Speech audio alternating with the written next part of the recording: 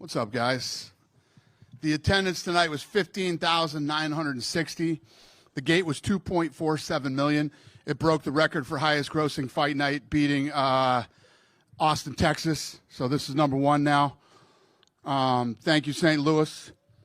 Performance of the night goes to Ulberg and Ferrara, and Goff and Waters was the fight of the night. They all got $50,000. What's up? What's up? A fun event, right? And a classic Derrick Lewis performance, you know, struggling with the grappling and then just goes and knocks him out. I don't know why they keep making me main event. I didn't want a main event. Yeah. He's a fun guy, though, right? He's someone you can just bring to any market in the country and just have him main event and be a star to bring people. Yeah, he's a fun, exciting heavyweight who knocks people out, and he's funny. And then he strips. And he's what? And then he strips and throws his cups at people. Yeah, I missed that. Thank God. With Buckley, though, right, he called for his shot. He didn't get the main event. He got the co-main event. And he had an incredible performance. Crowd was behind him. Is doing things like that for a fighter, is that what they need to do to push themselves up in front of the fans and get more recognition? I mean, it's the thing to do. If you really believe in yourself and, you know, especially in your hometown, you know, the city's great weather, clean city, people are great, crowd's incredible. And he's obviously going to be a friggin' rock star here now. So people who believe in themselves and take opportunities get rewarded in way more than just here at the UFC. It takes you to a whole nother level. Obviously, look, the Apex is very convenient for the people who live in Vegas, but when you get a guy and have him perform like that in front of his home crowd, this is where someone like him can make himself a bigger star, right? Taking advantage of a position like this. Yeah, I mean, even if you're watching on ESPN, I mean, everybody, I'm sure you guys were getting texts too. It's like, they're like, Jesus Christ, it's like a pay-per-view there right now. 100%. And this is sort of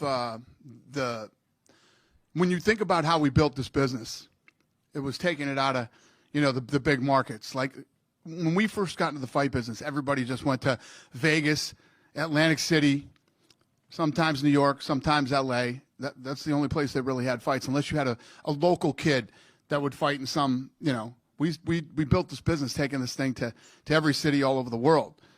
And, you know, as we start to get our shit together, I will call it, and start to move out and start to, you know, go to these different cities like we used to, the whole sport just goes to another level. Do you think there'll be a time where the Apex shows are like maybe once a month, if that, or you'll use it more sparingly, or are you happy to have that? Yeah, I mean, I've been saying this for a long time. We got to get out of the Apex and start doing more events in all these different cities, and we're starting to do it. We're getting it done this year. Yeah, you talk about going to different cities. Congratulations on the new Saudi deal for the UFC and for Power Slap. Thank you. It's rare that a deal gets extended before you even have your first event. How exactly did this one come around that they wanted to just keep going into business with you? Well, it started with Power Slap. They wanted Power Slap. I got in there and started talking to them, and then we did another UFC fight too. They're talking about an event maybe later this year, next year. Is that going to be a pay-per-view, or is that another fight night for them? Fight night. Yeah, they're both fight nights. Outside of tonight as well, I wanted to say congratulations on what I assume will be the UFC's first $20 million gate with Conor's return. Is that true? Is it going to break 20 million? Yeah, it's already way over 20 million. Yeah.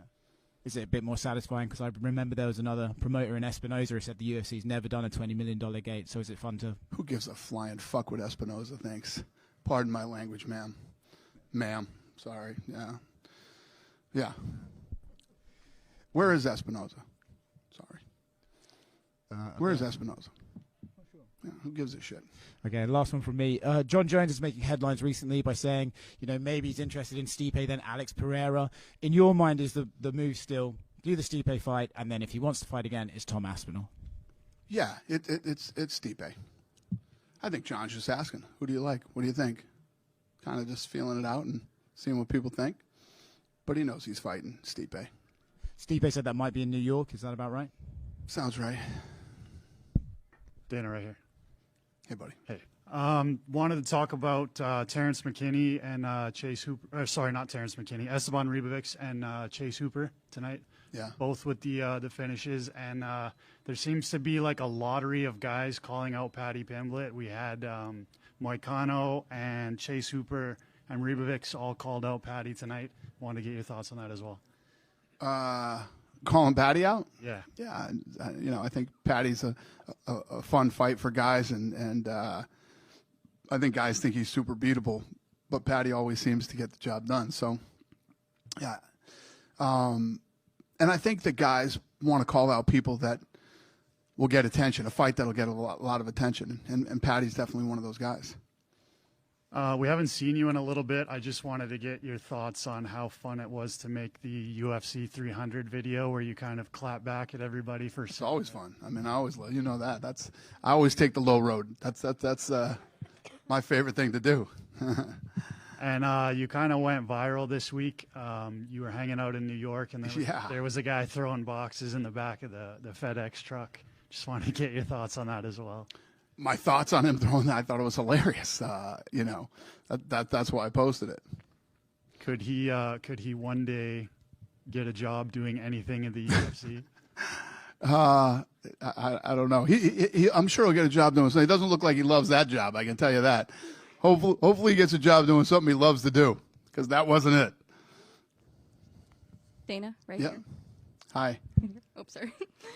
With the success of this event in St. Louis, how often do you see the UFC coming back here? I mean, I know we would love it if you came here more regularly. Yeah, and could we ever see a pay-per-view here? Yeah, this is an incredible market. I mean, it's like I said, I love the city. City's awesome. I was only here for 2 days, but it was great.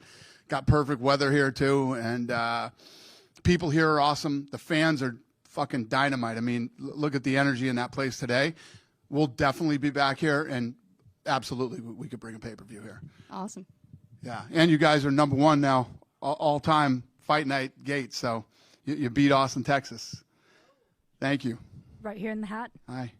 Hi. So next week we are looking to the PBR, and you've got a very special bull competing there. Can you tell me a little bit about Twisted Steel's preparations for PBR and how you're feeling about next week? Yeah, my boy, they put a bounty on him actually for this next one. So I don't know how it's going to work out or who's going to end up riding him, but if the rider rides him, he gets $25,000, and then they're donating $25,000 to Cowboys charity, and then I'm going to match it another $25,000. So the rider will get $50 if he rides him, and $50 to Cowboys charity. And how disappointed were you when Cowboy tore his bicep? Not at all. I was actually very excited when he tore his bicep, because my bull will murder him. Okay, it was insane in the first place. Cowboy's too old to be doing that shit, and now I think he knows he's too old to be doing it. That was a higher power telling him, yeah, you shouldn't be riding PBR. You know, I got one of the nastiest bulls in the PBR. Yeah.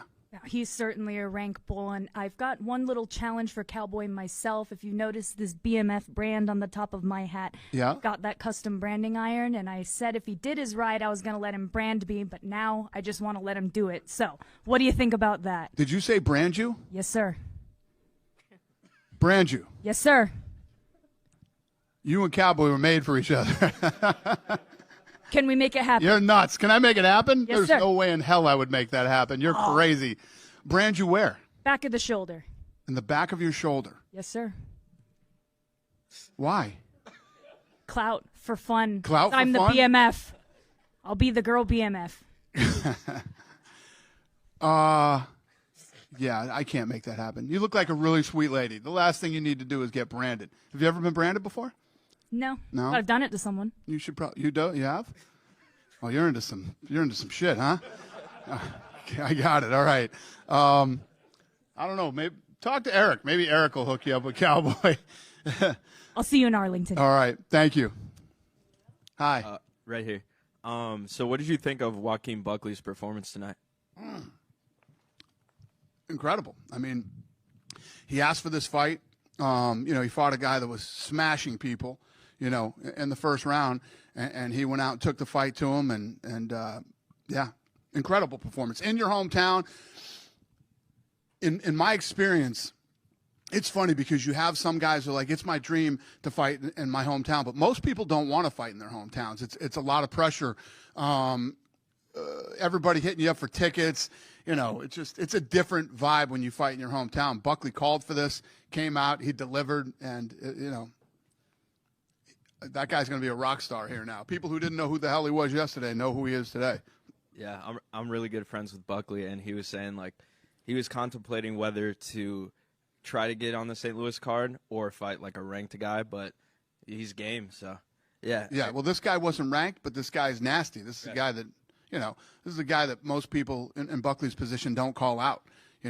If you're Buckley, when you look where he's ranked, you want to fight a guy higher in the rankings, not take that kind of a risk to fight a killer like this guy and possibly lose. He would have fell out of the rankings if he lost. Right. Yeah. Fucking awesome move. This is the type of shit that fight fans love. Yeah. Couple of guys asking to be in the UFC game. Chase Hooper came in here and said that you kind of get a pool of fighters and you get to approve it. Is that true? That is true. Okay. Can we see Chase anytime soon in there? Sure. You want me to do it? Is that what you're asking me? I mean, I want Buckley in there, but, it's personal. Yeah. You know what? I think tonight he earned a spot in the UFC video game. Tonight was, if you look at how hard that kid's been working, came in here at a very young age and very one-dimensional. And he actually dropped him in the first round with a punch. He's coming to his own. He put on a great performance tonight. Yeah, he said he's going to do a challenge whenever he does get in the game of, having fans try to knock somebody out with Chase as a player, so that's pretty funny. Did you stop by Ted Drew's earlier? Did I stop? By Ted Drew's frozen custard earlier? I did. How was that? It was good. It was very good.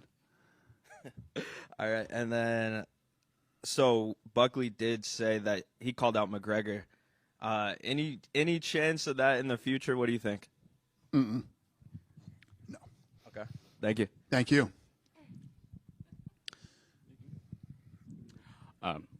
Dan, a quick question. Mark Shapiro said earlier this week that the Sphere would be a one-and-done thing. Was that always the plan, or has it been one of those things that as you guys have gotten into the planning and how complex it is, that's just kind of developed into? I went to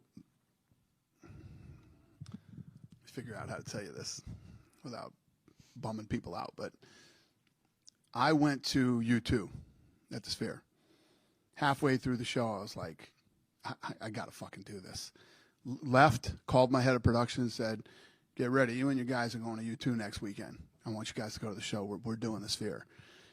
And the timing worked out perfectly because I ended up in a beef with the guys we're with now. And in that beef, I walked out with the Sphere, able to do it because we're on a contract. I couldn't just go do the Sphere. I'm telling you guys right now, we just went through the storyboards 2 days ago on this thing. This is going to be the sickest live event in combat sports that anybody has ever seen, and it will never be done again. This will be a one and done, just because I want to do it. And everybody, when I said I wanted to do this, was like, how are you going to do a fight in there? It's too hard. It's too this, too that, and that's the kind of stuff I love. We've already spent a shitload of money on this thing. Nobody will ever be able to pull this off again because nobody would spend the money to do it. Nobody's going to spend the money to do what I'm doing over there right now. And as it gets closer, I'll lay this thing out for you guys. I'm telling you, this is going to be so badass. I'm super excited about it. Let me put it to you this way. When we were going through the storyboards, I was getting fucking goosebumps. All right? Imagine when it's actually happening. And wait till you see the people that I brought together to pull this thing off. And as we get closer, I'll let you guys know. But, yeah, this is going to be something special. Sounds good. Another question. As Power Slap starts getting legalized in more states, and I know you're wanting to travel with Power Slap, Yep. Are you at all in the future envisioning a scenario where you guys do the UFC and Power Slap in the same weekend in the same city? Mm-hmm. Yeah, it's going to happen. We already have those dates set up right now. Yeah, where Power Slap goes Friday and UFC goes Saturday. And last one for me. And me. then you're going to see Friday Power Slap, Saturday UFC, and Sunday WWE. I mean, you'll start seeing that stuff too. This last one for me. You made an appearance on the Nelk video with them storm chasing in the Midwest. Yeah. I think you were on FaceTime with Bob Menery. Yeah. You were in Kansas City last year, St. Louis this year. Any desire on your end to do some tornado chasing here in the Midwest? Not really. I would like to avoid as many tornadoes as possible. You know, I love the Midwest. You guys are crazy. I would never live in a place where they have tornadoes, man. That's got to be the scariest shit of all time. Yeah, not my thing. There's no natural disasters in Vegas. I'm good. Dana, congrats first of all for this successful event. We love to have you here in the Midwest. Thank you. I think it was a great event. My first question, I want to ask you about the performance of Waldo Salsa Boy. What do you think about him? He said that he's ready for Who was it? for Waldo Cortez, Salsa Boy. Waldo. Oh yeah, okay. What about him? What do you think about his performance today? About how did he do today in his win, his victory? I think overall. that everybody tonight. I mean, everybody who won tonight came out and delivered. I don't know if it was like. I think that when you get the type of fans that you have here and you have the energy. I mean, from the first fight of the night, this place was almost full and the people were in there going crazy. And I think that when you have this type of atmosphere and fans like here in St. Louis, it takes everybody to the next level.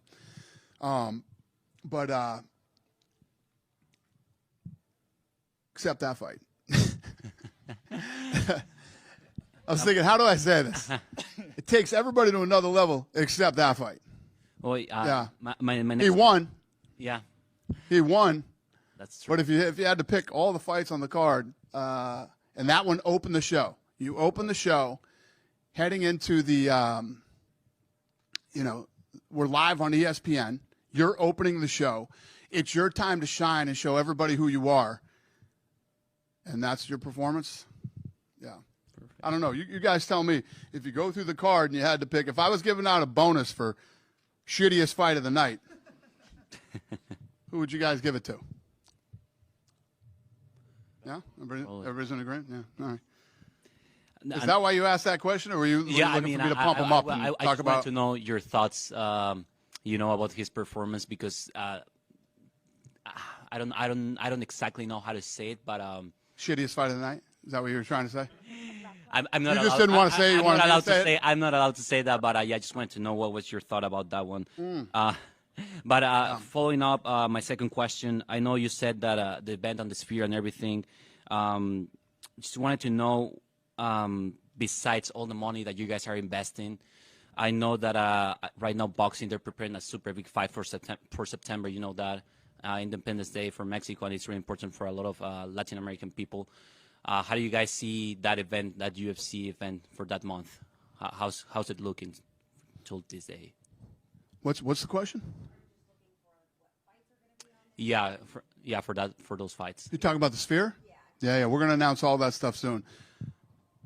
This is gonna be a fucking masterpiece, man. This is gonna be this. I'm telling you right now, and this will be a fact. This is a fact. This will never be done again. You know what's going to happen when I do this event at the Sphere? Every other event that goes in there is going to go, motherfucker. What do we do now? How do we even come close to competing with this? We're going to fucking blow the doors off anything that ever goes into that arena again. I fucking guarantee it. Perfect. Then That answer your question? That answers my question. And then my very last was not a question. I was really fortunate to get that Derricklewis cup. Would you mind signing it? I would prefer not to, but I mean, you were very lucky to catch that. yeah, it was right in front of me. He signed it, so I really like it. Today is your lucky day. I really would like you to sign it. if you Okay. can. Sure. All right. Thank you, Dane. All right. Why don't you have him sign it? Oh, he did? All right. Dana, Okay. I just had one more. We were talking to Derrick Lewis this week, and he had mentioned that he might have been in talks with WWE as well, just to check them out. In the past, there'd been some wrestlers like Bobby Lashley and Jake Hager that went back and forth between wrestling and fighting in MMA. Yeah. Do you think there's a possibility for like some UFC guys to go to like a pay-per-view and make appearances or compete or anything like that? Well, I didn't know that, but yeah, I would do anything for Derrick Lewis. I really like Derrick Lewis a lot. So, and listen, some of the fighters who fight here, have always dreamed about doing a WWE match or whatever it is, and yeah, I don't have a problem with that. I mean, I didn't have a problem with that when Vince was consistently fucking me for no reason, and now that that's not the case anymore, I obviously would absolutely do it. Could we ever see you as like a special guest referee one day? Me? Yeah, that I guarantee you will not. No, never. You guys good? I got two questions. Go ahead, sir. What do you got? Both about another St. Louis fighter, Sean Woodson. He's 6-1-1. He had a good fight today. He's on a roll this year. I asked you about where you see his future in UFC. Yeah, I mean, he fought a great fight tonight against a tough kid. I respect Alex so much. That kid always shows up to fight, always shows up to win, always goes after it. Yeah. And before he was on your Contender Series back in 19, he started his career here at Shamrock. I guess it's Shamrock FC. I forget the promotion. So do you see him as like an example of the potential of fighters coming from like these local promotions who could potentially be like future UFC fighters or future pros in other ways? Yeah, well, that's how it works. I mean, if you look at the Contender Series, which starts soon, and I can't wait, it's the best that's out there that is not signed by the UFC. And these guys come in and they have one chance to show me who they are and what they got. And it's what makes the Contender Series literally the best show on TV as far as combat sports goes. I mean, when we're in Vegas and the Contender Series starts, we can't wait to go to go there on Tuesday nights, man. It's literally the best. And some of you media that cover it live in Vegas, it's unbelievable. It's one of my favorite things to do. I love it. But yeah, these local promotions is where we get all the talent. They're key to the growth of the sport. Thank you. Yep. Have a great night. Thank you, St. Louis.